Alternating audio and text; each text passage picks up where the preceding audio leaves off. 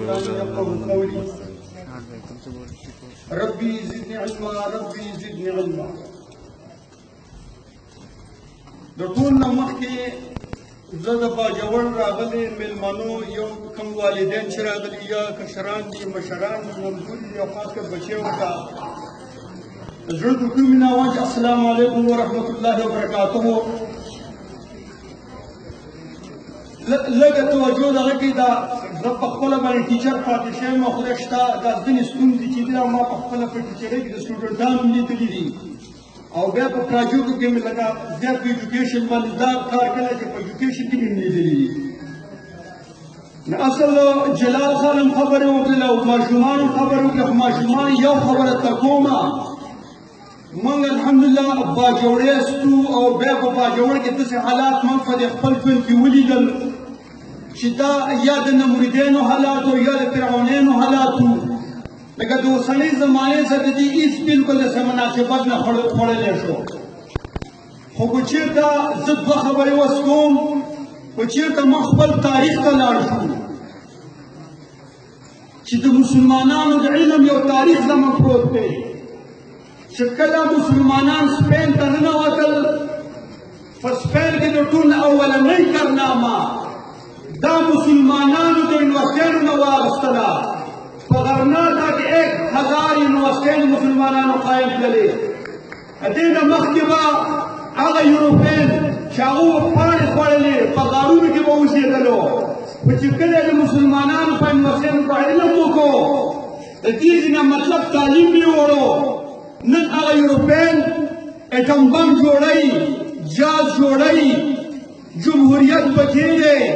په ملک یو آزاد ریاستونه دي آزاد خلق دی. بل طرف ته مسلمانان چې د علم بانیانو مطلب د علم ګهوارې وې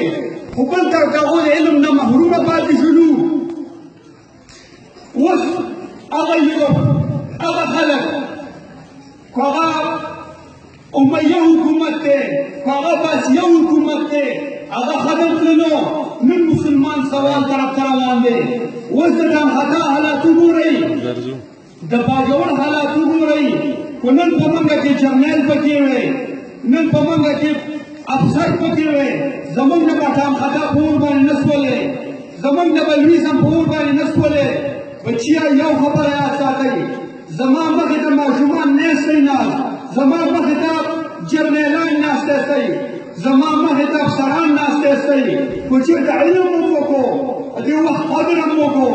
انشاءالله تاسو ماشومان په دې هلیکاپټرو کې به ګرځئ وایي باجوړی جرنیل به روان دی. اوس هم د الله شکر دا وباسمه چې د وخت له سرکل ورکړو. نن د ښار په کالج کې وګوره ټول زموږ لوکل باجوړی سټاف دی. نن هسپتال ته زموږ ورشه الحمدلله ټول پکې لوکل باجوړی سټاف دی. نن په باجوړ کې سیسټي افسران را پیدا شولو نن پکې کیپټن را پیدا شولو نن پکې کرنل را پیدا شولو. انشاءالله محنت روان دی تعلیم روان دی په باجوړ کې انشاءالله داسې یو رڼایي نما داسې یو وخت نما چې دلته به انشاءالله الله جرنیلان را پیدا کی دلته پولیټیشن را پیدا شي روزګار وي. جلال الدین خان ته یو خبره کوم چې څنګه د ډسټ خبره وکړه چې مطلب په لکونو باندې یعنې ویکنسیانې او په هغه باندې کوم پي ټي سي او سي ډي پي نو خو بل طرف ته پاټه یو بل حالات واورېدو.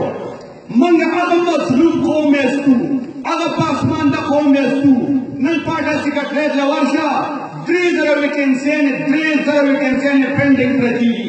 هغوی باندې هغوی اپوینټمنټ ولې نه کوي کرپشن روان دی. بل طرف ته خو تاسو یې د ارګنایز 45 انوسنټ او هلته پینډینګ پرتې دي خو چېرته دغه انوسیانې ورکړي د دې په سکولو سالارو کې تنخوا ده چې زیات شي 10,000 تنخوا ده خو چېرته دغه ویکنسیان دي اناونس کړي انشاءالله 1000 خلکو ته به باجوړ کې فل کوالیفاید خلکو ته جاب میلاو شي خو چېرته دوی نه 3000